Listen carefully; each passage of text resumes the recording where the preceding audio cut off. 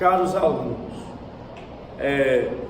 nesse momento eu vou tentar mostrar a vocês a importância da leitura de um livro do Michel Foucault, que é A Verdade e as Formas Jurídicas. Porque eu estou querendo que vocês façam essa leitura desse livro? Porque eu quero que vocês discutam um mito, que é o mito de Édipo, Édipo Rei. Um mito grego, antigo, né?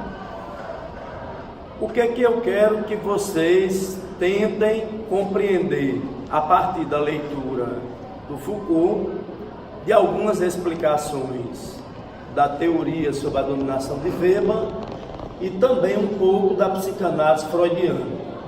Eu quero que vocês compreendam que no mito de Édipo eu tenho alguns conceitos, algumas observações importantes para entender que o direito é um dos pontos de discussão desse mito. E também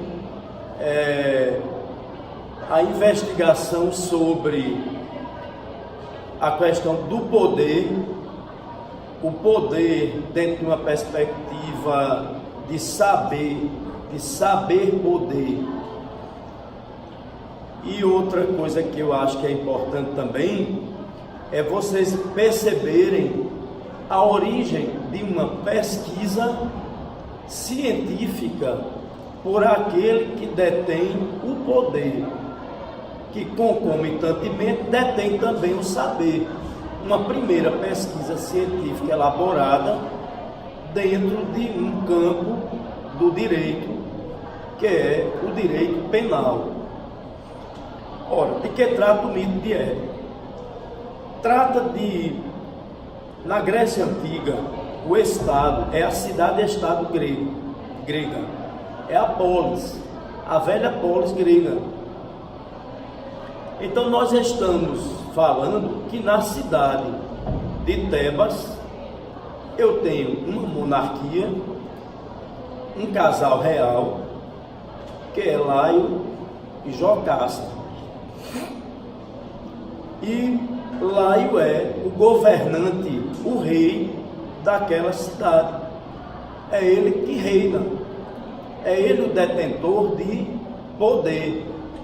Não há separação de poder, porque o governante, ele tanto tem poder jurídico, como tem poder político, poder religioso e administrativo. O que vem a ocorrer é que um dos deuses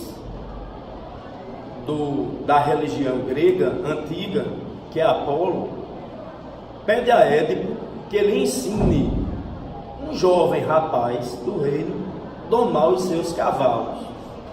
Domar os seus cavalos é domar os seus impulsos, é domar os seus desejos, é domar também, né, as suas paixões. E o rei é encarregado dessa responsabilidade, a responsabilidade de educar numa educação paideia grega. Só que a educação real, ela não tem êxito. Não há êxito por quê? Porque o rapaz comete suicídio. E o deus, que é Apolo, que encarregou Laio de ensinar o jovem rapaz a domar os seus cavalos, interpretando aqui cavalos como instintos, como pulsões. Então, se não houve êxito, o rei vai ter que ser penalizado, porque não houve esse êxito esperado. Qual é a decisão que vem de Apolo?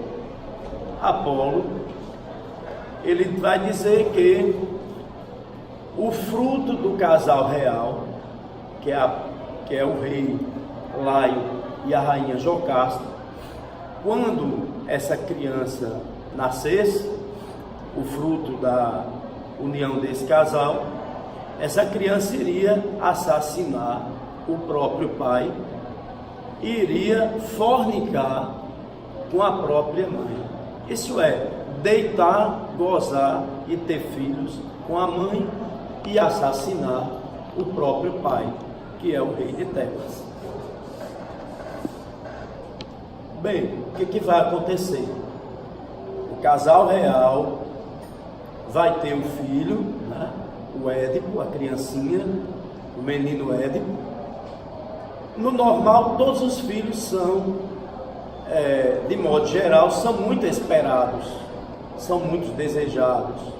Mas Édipo foi aquele que não foi desejado, por conta, né, dessa palavra vinda exatamente do Deus Apolo.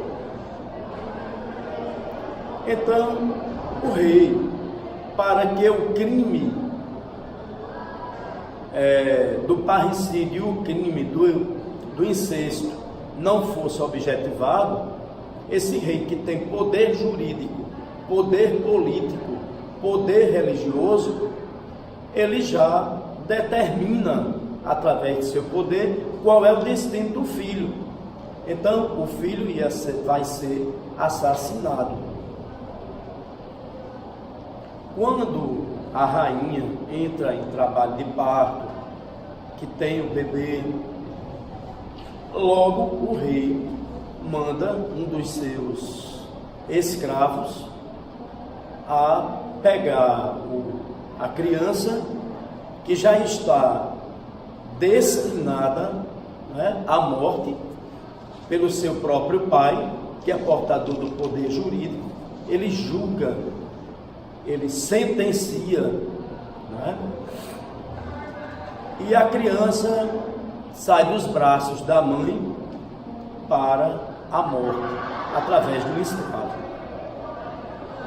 Só que a criança sai e colocam na criança um medalhão, que é um brasão, que é símbolo do poder real daquela casa real, que é a casa de Tebas.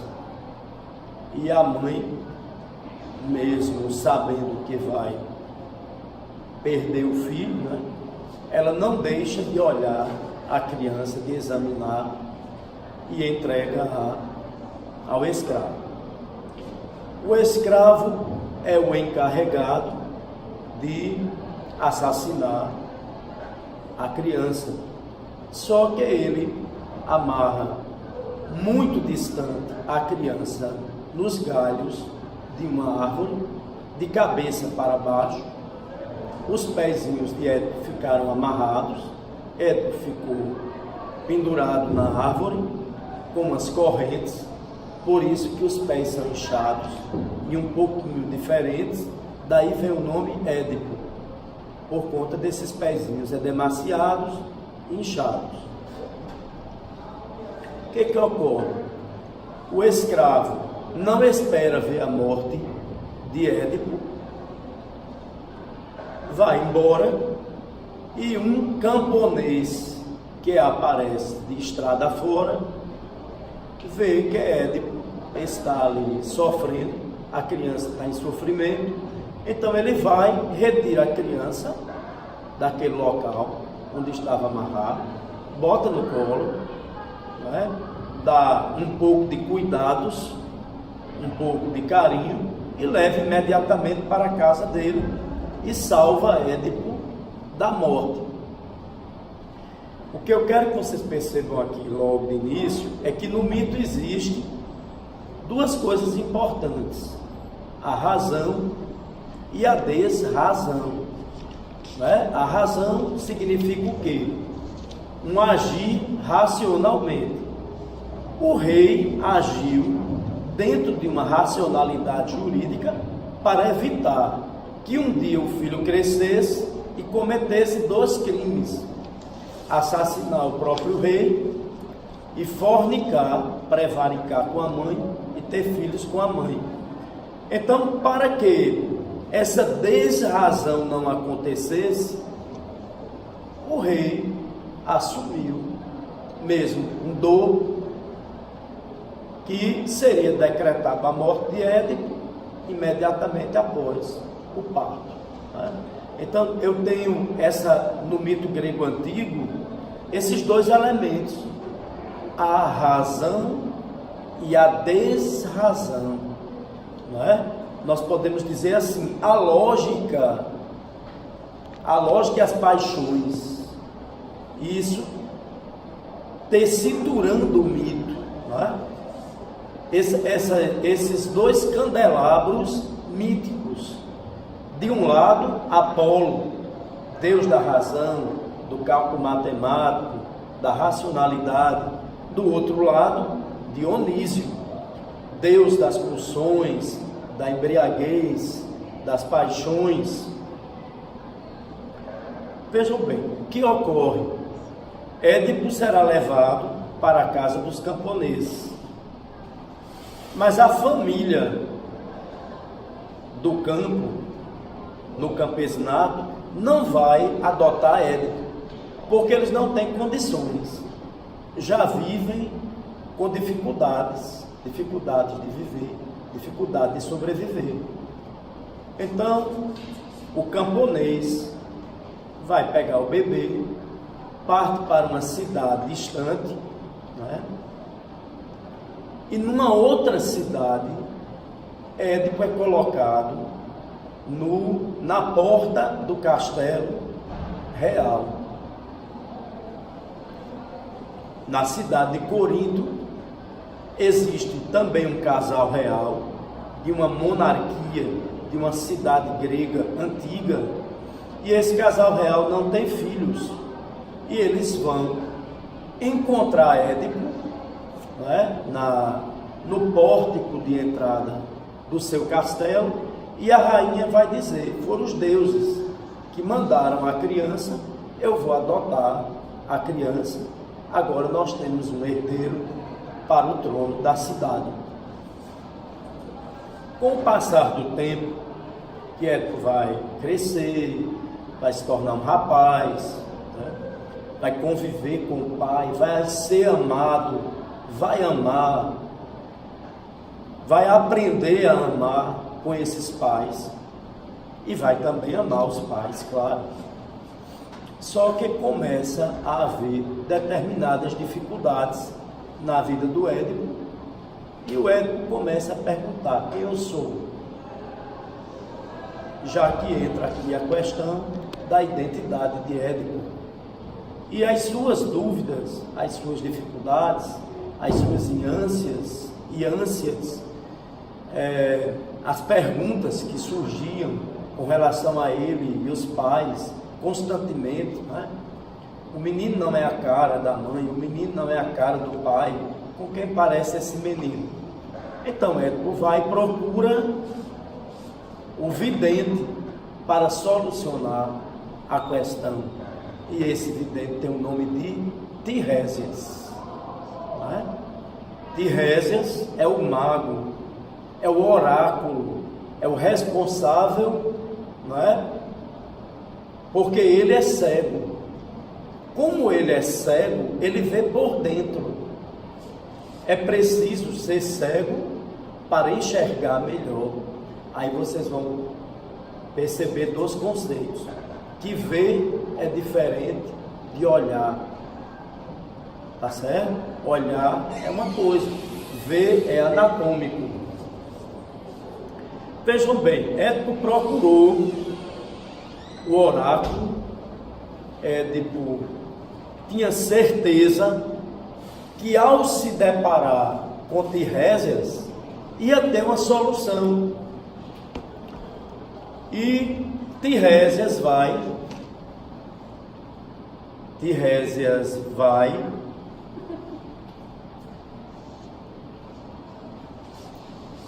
Édipo vai perguntar ao vidente sobre sua vida, seu destino. E o vidente diz o quê? Você é aquele que irá assassinar o seu pai e dormir com a sua mãe. E isso deixa Édipo extremamente preocupado, não é? Édipo ficou chocado, amargurado, e ele prefere abandonar sua vida de príncipe, de herdeiro do trono, sua vida naquela cidade, do que matar o querido pai e ainda dormir com a mãe. Isso é cometer 2 crimes. Para evitar essa desrazão, para evitar essa irracionalidade, Édipo prefere perder tudo e seguir mundo afora. Então Édipo torna-se aquele que teve tudo e que perde tudo, e que sai pelo mundo afora para não cometer os crimes, o crime do parricídio e o crime do incesto. Qual é o destino de Édipo? Não é? Seguir como errante, anos e anos, pelas estradas, pelo mundo, até que um dia Édipo vai por uma determinada estrada, que tem uma grande bifurcação, ele erra e segue pela estrada da cidade de Tebas. No caminho de Tebas, ele se depara com uma carruagem, a carruagem para em algum lugar, ele tenta pedir auxílio, os escravos da carruagem vê a peça de ouro que ele carrega no seu pescoço discretamente, acha que ele é um ladrão e partem para matar aquele vagabundo da estrada que vai com uma peça de ouro no seu pescoço. Um dos escravos é morto por Édipo, o segundo escravo foge, e um dos escravos vai ficar escondido olhando o desenrolar dos acontecimentos, quando um senhor já de idade, maduro, sai da carruagem e luta com Édipo, e Édipo mata aquele senhor, que é exatamente o seu pai.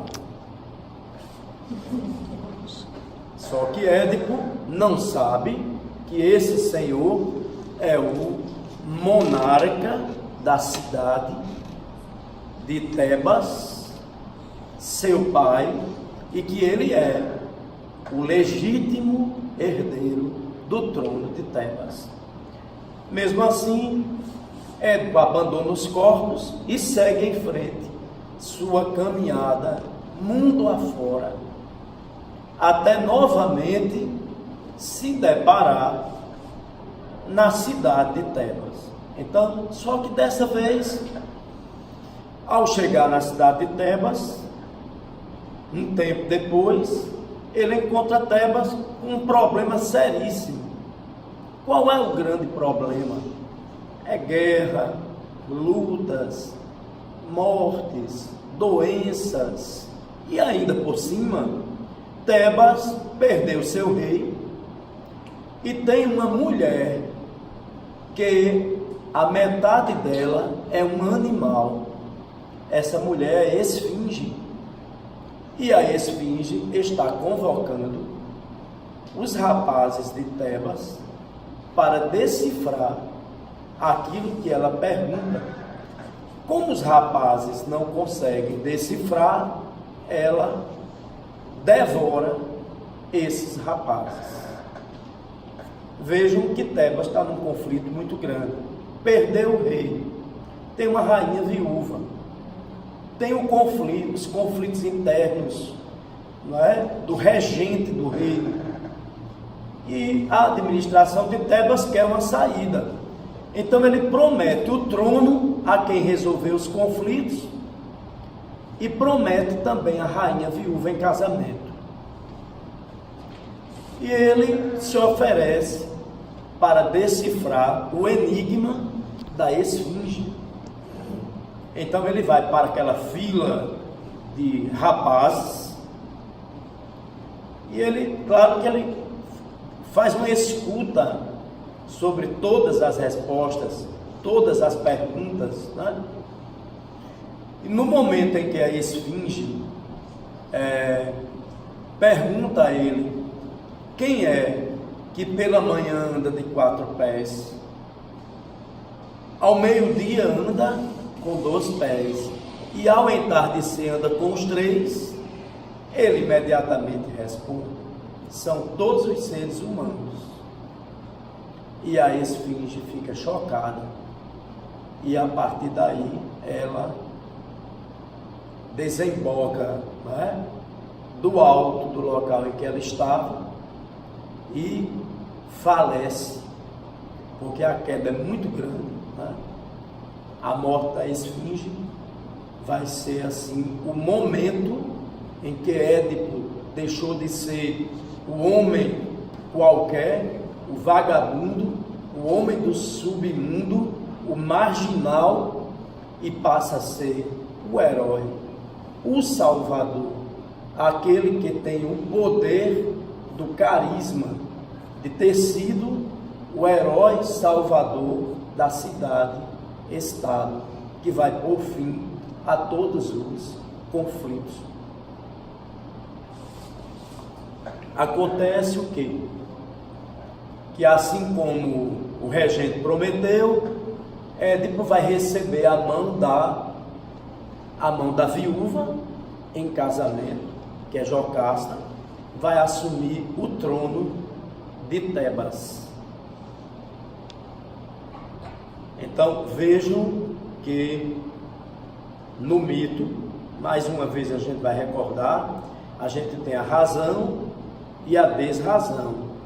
No momento em que ele casa com a rainha Jocasta, no momento em que, né, ele assume o trono, ele assume pela via do poder, que é o poder do herói. Inconscientemente, nós sabemos que ele também tem o direito de assumir pela hereditariedade, que é o poder tradicional de passar o trono do pai para o filho e assim por diante. Né? Ocorre que Édipo vai governar de modo a não obedecer regras.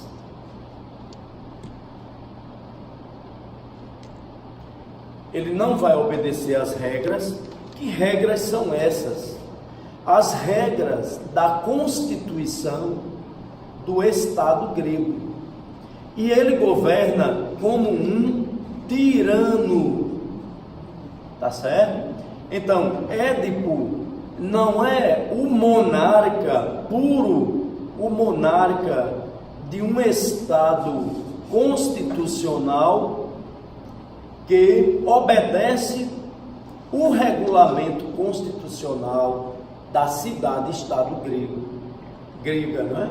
Então ele se comporta como um tirano, de modo absoluto, de modo bem terrível.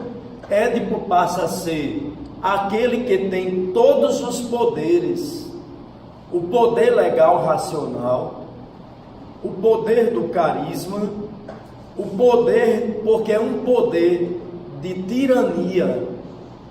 Édipo é aquele que tem tudo, até mesmo o amor da mãe, já que ele dorme com a mãe e a mãe procria filhas com ele.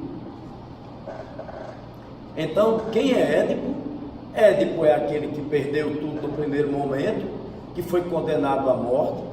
Depois Édipo é aquele que ganha tudo novamente, que racionalmente perde tudo e que agora volta a ter tudo, a ser o monarca, mas um monarca não de um governo puro e bom, dentro das teorias de Aristóteles, mas da tirania.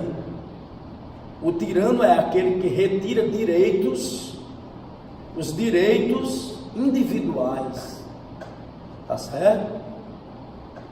Os direitos que todos os sujeitos devem ter. Então, na tirania, esses direitos são retirados. Compare as tiranias com os governos que efetivaram ditaduras, né? As ditaduras governaram de modo estranho a uma racionalidade democrática.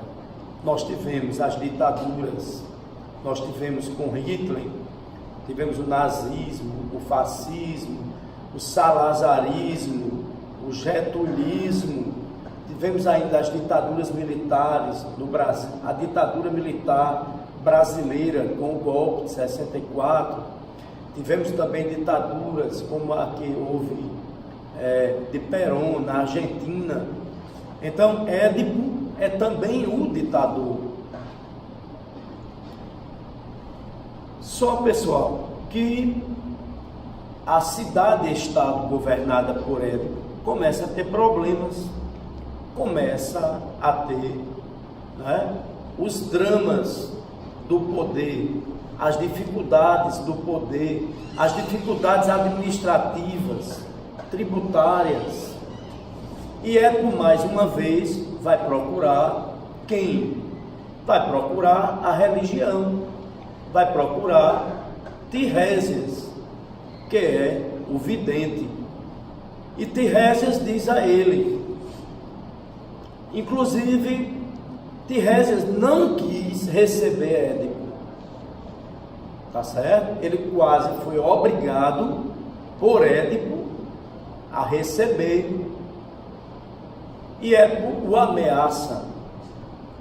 Mas quando ele recebe Édipo, ele diz: eu só posso dizer realmente qual é seu problema se você prometer que vai descobrir o assassino do rei, que vai punir o assassino do rei, que vai descobrir quem é o filho que dorme com a mãe e vai punir o filho que procria e goza dentro do corpo da mãe. E Édipo diz: eu prometo que vou instaurar um procedimento jurídico, um procedimento legítimo, porque ele é portador do saber e do poder, na busca da verdade. Então Édipo busca o quê? A verdade. Só que para encontrar essa verdade, ele tem que instaurar um conjunto de procedimentos que são procedimentos legais, racionais, jurídicos, concomitantemente são procedimentos científicos. Então ele inaugura esse processo, inaugura a primeira pesquisa jurídica no campo do direito tributário, no campo do direito penal. E esta pesquisa é a partir de um método, a genealogia e a arqueologia. Édipo vai em busca, né, das profundezas de tudo isso. E a pesquisa é instaurada, e Édipo vai dizer qual é a população, qual é a amostra da minha pesquisa. A população e a amostra é todas as pessoas que estão envolvidas dentro de Tebas. A classe social dos escravos vão falar sobre o que diz o escravo, sobre o testemunho do escravo. A classe social do campesinato vai falar sobre o testemunhar do campesinato sobre aquele assunto. a classe da aristocracia, sobre o que a aristocracia sabe. Inclusive, até a rainha é convocada a ser testemunha, a contar a sua história. Bem, organizando essa pesquisa na busca da verdade, através das falas, de pedaços de falas de cada um. Então, nós temos um quebra-cabeça. Esse quebra-cabeça vai ser montado através da fala do escravo, da fala do segundo escravo, da fala do terceiro escravo, como se eu tivesse cada metade, cada pedaço, uma fala, no sentido de que eu vou ter a fala dos camponeses, a fala de todos os escravos, a fala de toda a realeza, a fala dos aristocratas, fala de escravos, e na medida que metodologicamente ele monta esse questionário de pedaços, de falas, ele vai ter, não é, o quadro com a resposta de que foi ele que matou o próprio pai, e que um determinado escravo vê que ele agora é a cara do rei que morreu.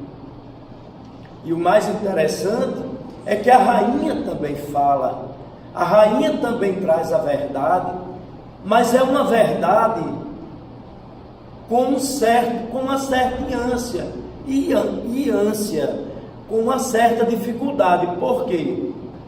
Porque ela sabia que o homem que dormia com ela era o filho, mas ela amava o filho.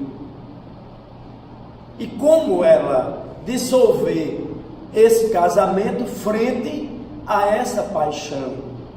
Por isso que Freud vai, a partir desse cruzamento dessas paixões, vai criar também a sua teoria sobre o complexo de Édipo. Tá? Enquanto Michel Foucault está preocupado com o que é a verdade, o que é o método, o que é a pesquisa científica, essa pesquisa dentro dessa construção metodológica de uma arqueologia e de uma genealogia, o Freud vai pegar tudo isso e ver pelo campo do método das associações livres do inconsciente e da teoria do inconsciente. O resultado de tudo isso é que Édipo chega a uma verdade e toma a decisão do campo jurídico. Qual é a decisão? É a sentença. Ele julga e condena o homem que matou o rei ao degredo perpétuo. Quem é o homem que matou o rei? É ele próprio. Então ele vai assinar a decisão com a sentença dele próprio. E quando ele sobe para matar a mãe, para mandar prender a rainha e matar a mãe cometeu suicídio com o cinto do marido. Então Édipo pega o cinto, a fivela, e vai furar os seus olhos.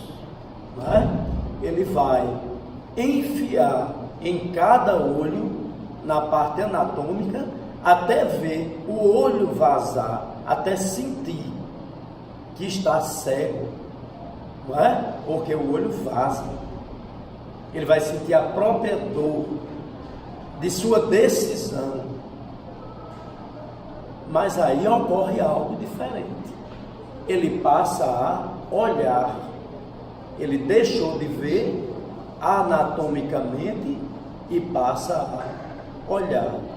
Então eu quero que vocês reflitam sobre o que é poder a partir do mito de Édipo. Poder carismático, poder racional, legal, burocrático, poder, a dominação carismática, a dominação legal, a dominação tradicional, assim como poder e saber. E vocês investiguem o conjunto de procedimentos no mito da investigação, que é a primeira no campo do direito penal.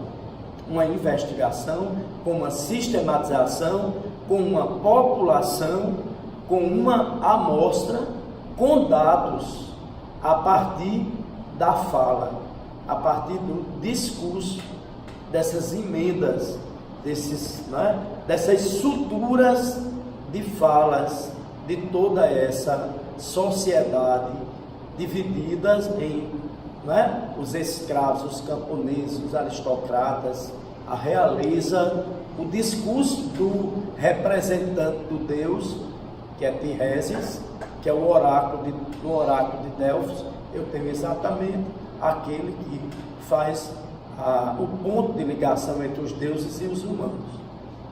Então vocês vão ler o texto A Verdade e as Formas Jurídicas, no capítulo 2, e tentarem ser muito bons nessa investigação, vendo todos esses conceitos, a partir de Michel Foucault, a partir de Freud também, que dá uma grande contribuição à teoria do complexo de Édipo, e também